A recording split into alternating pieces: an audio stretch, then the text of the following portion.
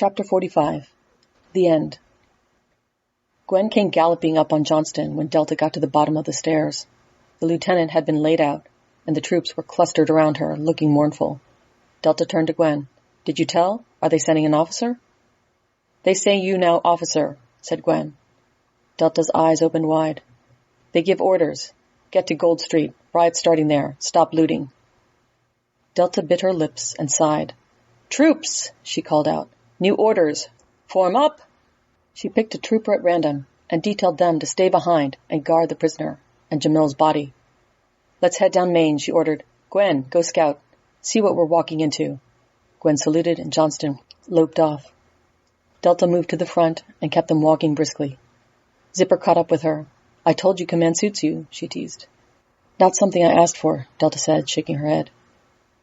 Zipper hooked her thumb over the shoulder. "No one's questioning it. If that's not worth a bonus, I don't know what is." "Get in line," growled Delta. Zipper laughed and fell back. She could see commotion ahead. Abandoned carts had been turned over. Some people were using broken barrels to smash at the shutters on storefronts.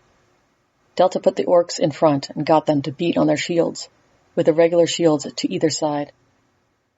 "We don't want to have to stab civilians," she cautioned, "but make them think that we will."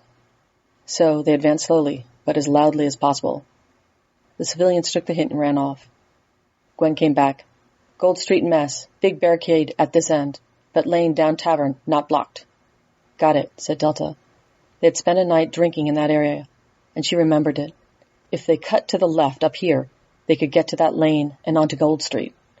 "Right, troops. We have to move quickly. Loose formation. Zipper, Gwen, to the front. You know the way.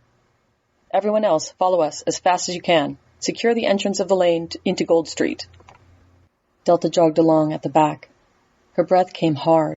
She was still winded from running up and down the staircase. The orc, at least, seemed to have his head back together.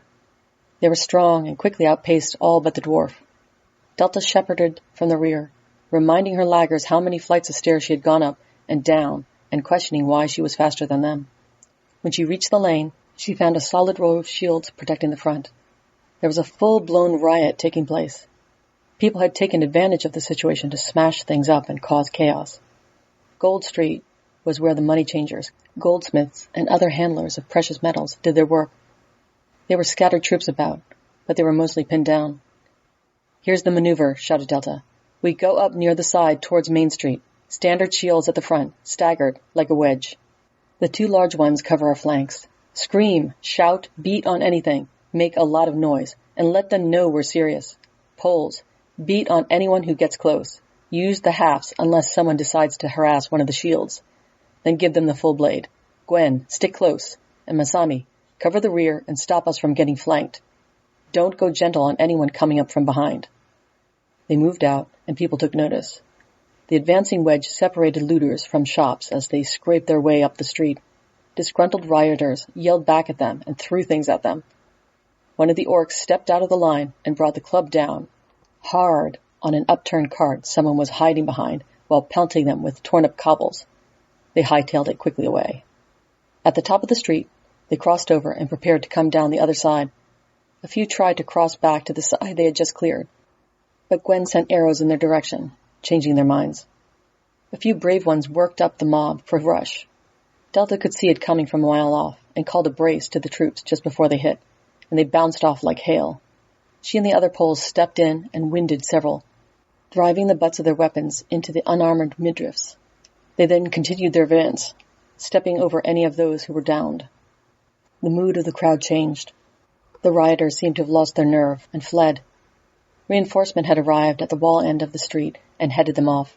Some surrendered, others escaped into the alleys. Overall, the street was quiet again. Delta moved the troops back to Main and started them clearing the barricades. As soon as there was a gap, she sent Gwen off to report the situation to HQ down at the docks. HQ sent back word to hold firm. Negotiations were underway at the castle. They had 2 hours of quiet after that. The citizens mostly kept indoors, only needing the occasional reminder. Delta was called in when people begged for exceptions.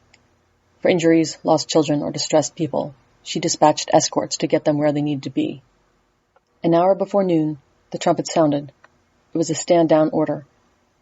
Clarification was sent out telling troops to stand by. Most were ordered back to the camp, and a rotation was set up to replace the city guard and keep order. Town criers circulated around the city, proclaiming the king had acknowledged the reformed empire. He now swore loyalty to them and encouraged all citizens to do likewise, and offered them no impediment. By the time the bells were striking noon, they were marching out of the beautiful, impregnable front gatehouse of the city back to the camp. "That was remarkable," said Zipper, falling in again next to Delta. Delta looked back at the orc she had talked down from killing the archer, and to the front, where 4 troopers bore the lieutenant's body on her shield. "It wasn't without its casualties, but it isn't something we would have come up with in a million nights plotting with Lady Exantine."